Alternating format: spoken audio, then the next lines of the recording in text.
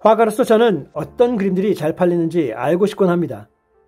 아마 지금 이 영상을 시청하시는 작가 또는 작가 지망생 여러분들도 그런 궁금증을 가지고 있으실 것이라고 생각되는데요. 물론 제가 좋아하는 장르는 인물이 등장하는 아크릴 정물화입니다. 그리고 스타일은 반추상적인 것이 대부분이죠. 그런데 과연 어떤 주제와 재료 그리고 스타일의 작품들이 잘 팔릴까요?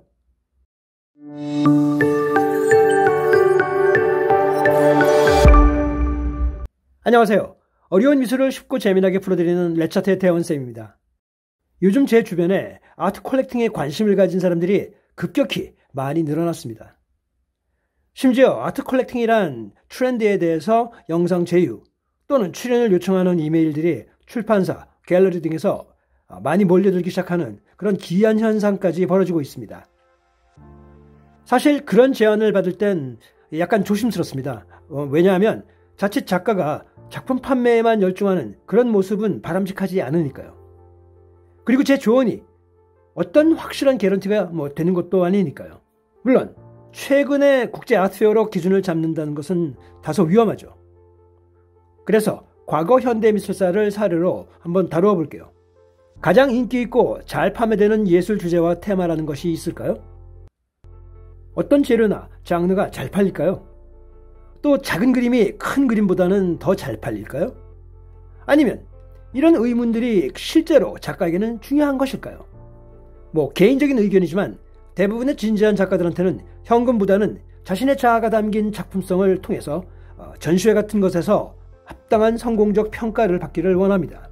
한편으로는 많은 화가들에게는 재료값이라도 충당하기 위해 작품을 판매하는데 어떤 것이 중요한지에 관심이 있을 겁니다.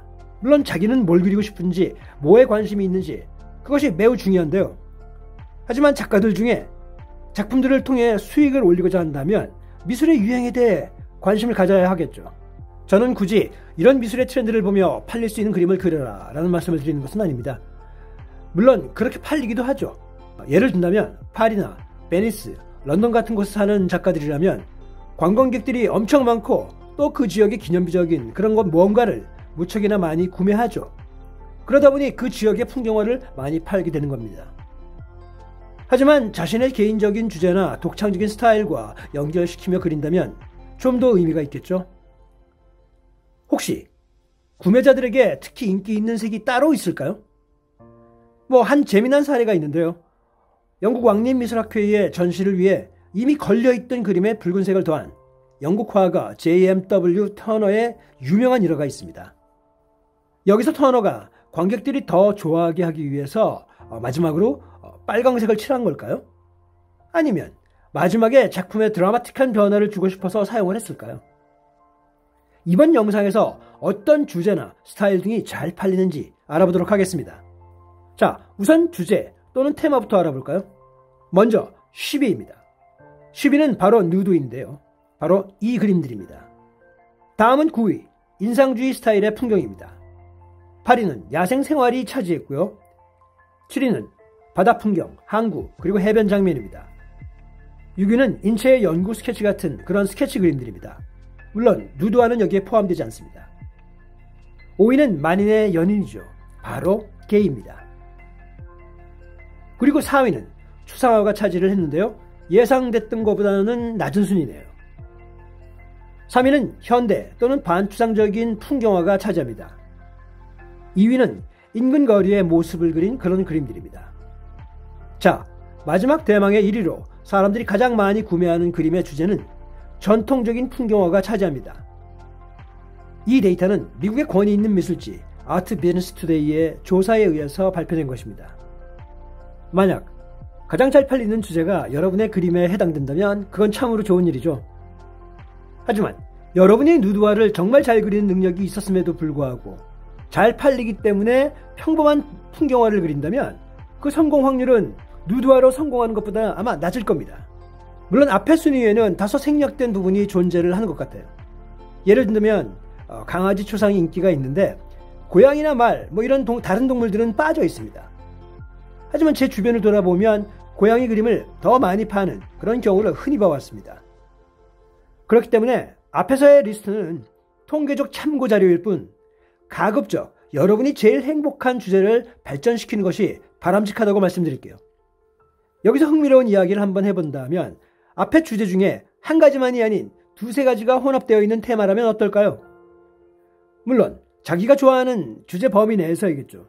자기가 싫어하는 또는 자기가 할 줄 잘 모르는 그런 스타일을 한다는 것은 무엇보다도 고통 그 자체일 겁니다.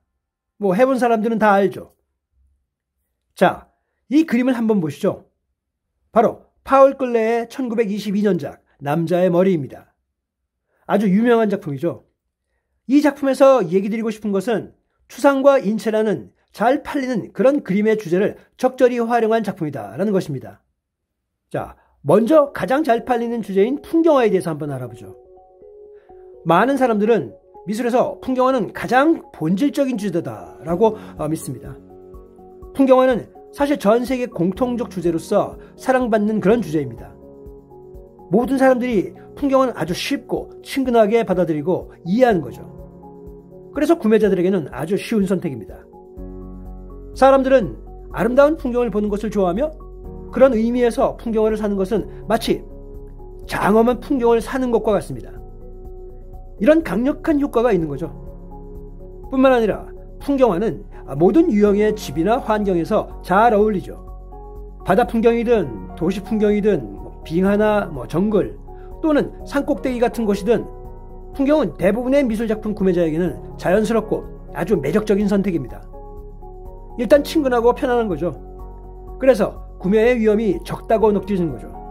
그럼 어떤 종류의 풍경화가 더 잘 팔릴까요? 많은 화가들은 단순하게 어떤 지역의 풍경을 묘사함으로써 그 예술 현장을 활용하고는 있습니다. 고유한 지역의 아름다움, 유명 명소 또는 그 지역의 역사와 스토리가 있는 그런 작품들이 잘 팔리게 되는 거죠. 바다와 항구 그리고 해변은 특히 잘 팔린다고 합니다. 아마도 휴가나 휴식과 관련이 있기 때문이 아닐까요? 해변에 집을 가진 사람들은 해변의 풍경을 그린 작품으로 벽을 장식하고 싶어서 바다 풍경화를 구입했을 것입니다. 또 다른 사람들은 자신들의 휴가를 기억하기 위해 바다 경치를 구입했을 수도 있죠. 풍경화에서는 현대적이거나 반추상적인 풍경이 특히 잘 팔린다는데요. 요즘 인테리어의 트렌드는 미니멀하고 모던한 것이어서 미술의 취향도 따라가는 것이 당연할 겁니다. 또한 인상주의적인 풍경화도 꽤 인기가 있습니다. 자, 특히 인기 있는 작품들에 대해서 조금 구체적으로 알아볼까요? 우선 추상화입니다. 좋든 싫든 많은 사람들은 자신의 인테리어에 맞게 미술 작품을 구입하곤 합니다. 이것은 추상화가 왜 그렇게 잘 팔리는지 적어도 부분적으로나마 설명하고 있는 것입니다. 추상회화를 벽에 붙이면 단순히 색상, 질감 또는 모양으로 읽을 수 있기 때문에 이 스타일은 실내 인테리어의 통일된 모습이 가능하여 이런 부분이 사람들에게 널리 어필을 하곤 하죠. 또한 추상화는 일반적으로 비구상적이라 보는 사람이 자유롭게 의미를 해석할 수 있기 때문에 이러한 자유가 추상화가 판매되는 또 다른 이유입니다. 사람들은 개를 사랑하는 것만큼 개 그림을 무척이나 좋아하는 것 같습니다. 특히 인기 있는 견종을 그린다면 애완견 애호가는 물론 특정 견종 애호가 클럽에 호응을 받는 그런 효과가 더 클 수 있겠죠. 개는 흔히 일반 가정에서 관람객을 응시하는 그런 모습으로 그려집니다. 다른 야생동물들의 그림은 더 넓은 야생 환경하에 자연의 일부로 그려지는 반면 개는 거의 인간과 마찬가지로 앞을 응시하며 마치 사람처럼 감정을 느끼게 그려지곤 하죠. 이 점에서 왜 개 그림이 다른 그림보다 인기가 있는지 알 수 있습니다. 어떤 미술 매체가 잘 팔릴까요? 아트 비즈니스 투데이의 조사에서도 이 항목을 조사했는데요. 당연히 하나가 원본 그림보다 저렴하기 때문에 더 많이 팔린다고 합니다. 가격은 많은 사람들에게 중요한 고려사항이죠. 게다가 가격이 저렴하다 보니 일반 회화와는 달리 주기적으로 다른 판화와 교체할 수 있어 많은 사람들이 선호하게 됩니다. 그렇다면 구매자들을 기준으로 어떤 재료나 매체의 그림이 선호되는지 알아볼까요? 이번 조사에 의하면 가장 판매가 잘 되는 매체는 1위가 한정판 옵셋 석판화입니다. 물론 숫자를 한정해서 뽑죠. 2위는 한정판 잉크젯 판화입니다.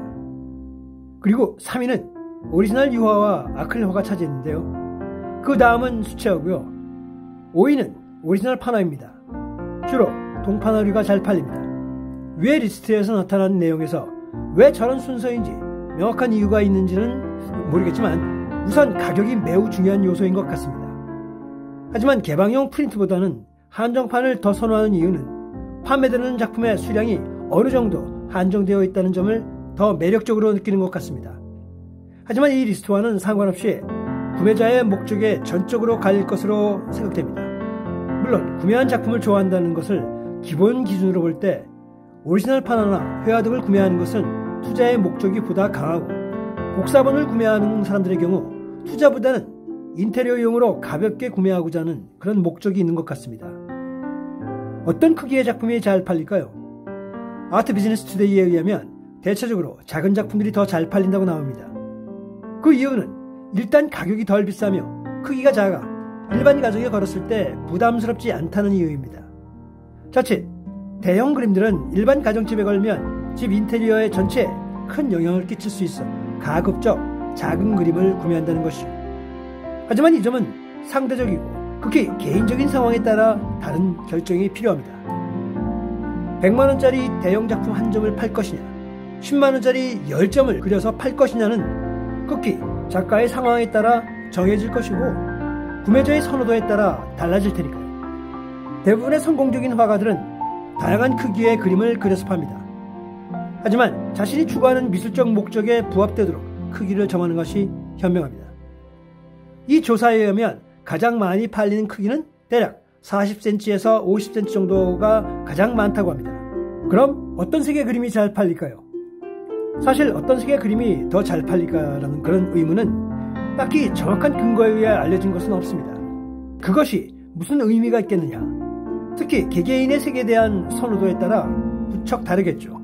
하지만 미술 판매 전문가들을 조사한 바에 의하면 크리스티의 현대미술 공동수석위원인 브렛 골비는 빨강색이 가장 선호되는 색깔이라고 하였고 그 다음이 하양, 파랑, 그리고 노랑, 그 다음이 초록과 검정 순으로 잘 팔린다고 전했습니다. 같은 의견이 쇼더비 경매의 고위직 전문가들로부터도 나왔습니다. 일단 아시아 마켓이 급증하면서 빨강색이 구매자의 시선을 강하게 끌기 때문이라는 것입니다. 하지만 또 다른 전문가의 의견은 빨강색의 명성은 이제 한물가고 새로운 인기색으로는 파랑색이 차지할 것이라고 주장합니다. Blue will take off. 이 도표에서 보시면 전 세계 약 3,000명에 대해 설문조사한 결과인데요. 보시다시피 색에 대한 부분은 의견이 분분합니다. 하지만 파랑색이 약 30%를 차지하는 것은 화가들에게 암시하는 부분이 좀 있네요. 전통적인 미술시장의 회화에서 벌어지는 그런 현상이라고 할 수 있는데요. 사실 예전에도 제가 누차 말씀드린 대로 미술의 트렌드가 급격히 다양해지고 변화하고 있다는 점을 무시해서는 안 된다고 생각합니다. 이런 점에서 오늘은 전통적이고 원론적인 면에서 어떤 그림이 대체적으로 잘 팔릴 수 있을지 그걸 알아봤는데요. 다음번에는 최근의 트렌드를 통해 어떤 그림이 어떤 방법으로 팔리는지 알아보도록 하겠습니다. 자, 오늘 내용이 좋으셨다면 채널의 발전을 위해 구독과 좋아요 그리고 많은 응원의 댓글 부탁드리겠습니다. 그럼 여러분 안녕!